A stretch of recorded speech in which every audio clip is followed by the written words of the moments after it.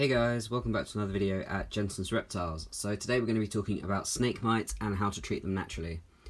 I had a case of snake mites back in November 2016, and the reason I didn't tell you guys at the time was because I wanted to see how I could treat them before giving anyone any advice on it. I really want to make sure that the advice I give you guys is the best of my knowledge, and I wasn't experienced at the time, so I dealt with the situation best I could, and now I feel confident that I can tell you what I did and how it worked and why it was successful. So the snake that got mites was this lovely lady, Haku. So Haku is a royal python, and as you can see, she is completely white with the exception of two scales.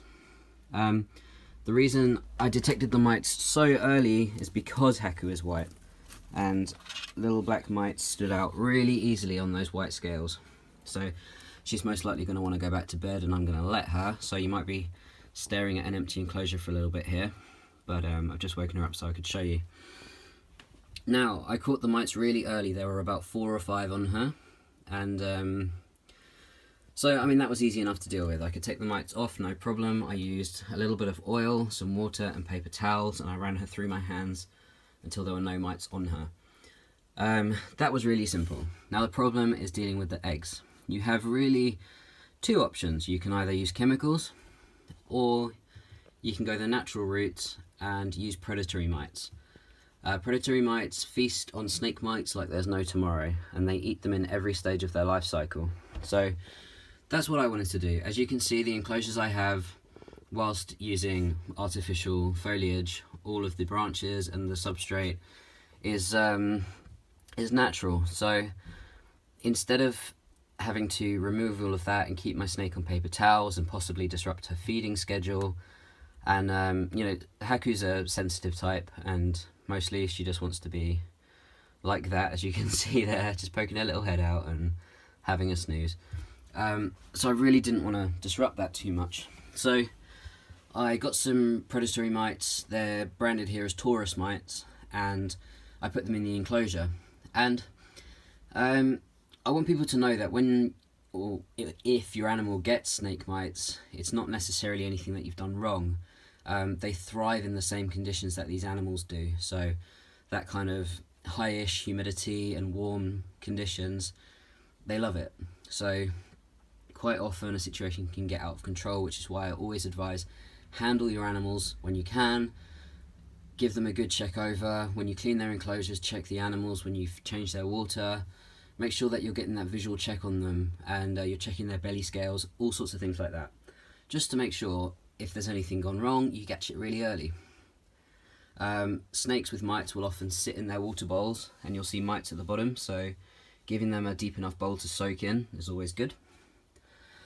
But yeah, so the reason that I didn't want to use chemicals was A, because it would have been a hassle, and if that was the only reason, then I would have just got on with it.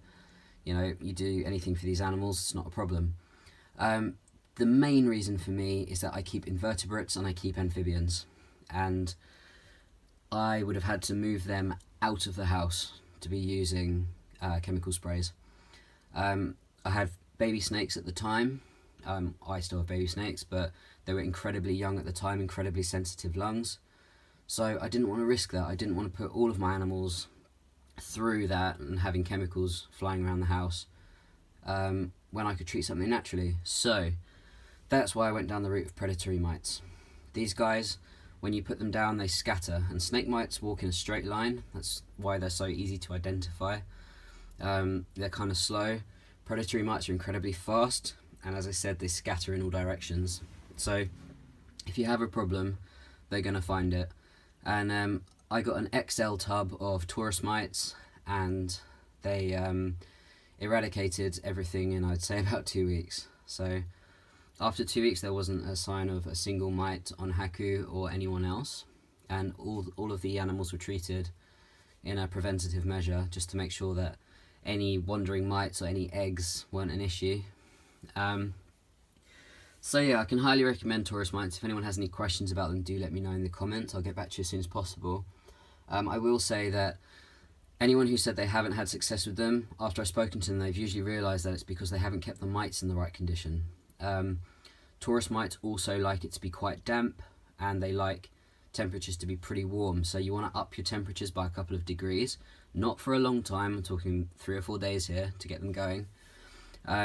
And the media that they come on is kind of a crushed bran cereal, and you want to keep that in a dry box inside the enclosure whilst making the rest of the enclosure rather damp, except for the areas that your snakes sleep in. You do not want to get belly rot or scale rot on your animals whilst you're treating them for mites. So yeah, any bites on your animals, you want to make sure that they're kept clean, and the Taurus mites aren't going to hurt your animals. That would be from the snake mites themselves. If you've got any kind of reptile antiseptic, it's good to use it just to keep any infection at bay. But yeah, that's how I treated Haku. That's the preventative measure I took for all of my animals. And it is, how many months later? I'd say 4 months later, and there is not a single sign of a mite, and I used 1 treatment. I haven't had to use chemicals and spray again. I haven't had to keep my animals on paper towels. All of their enclosures have been cleaned since. But I didn't have to disrupt their daily life. And with royal pythons in particular, if you have any fussy feeders, it really throws them to kind of change their environment that much. I know that's not true of all cases, and I know people that have treated their animals with sprays and it's worked wonders, so I'm definitely not knocking it. I just want to tell you guys what I used and kind of the hassle it saved me at the time. So yeah, if you do have any questions about Taurus mites, if you're in the UK, I can let you know where to get them from. But yeah, it was hugely successful, and I definitely recommend it if you've got kind of that mild case. I wouldn't be able to advise on a serious case of mites because I've not had to deal with it. But yeah, so as I said, any questions, let me know in the comments, or you can visit my Facebook page and let me know there. I'm more than happy to chat with anyone. So hope you're having a great day, and I will catch up with you soon. See you guys.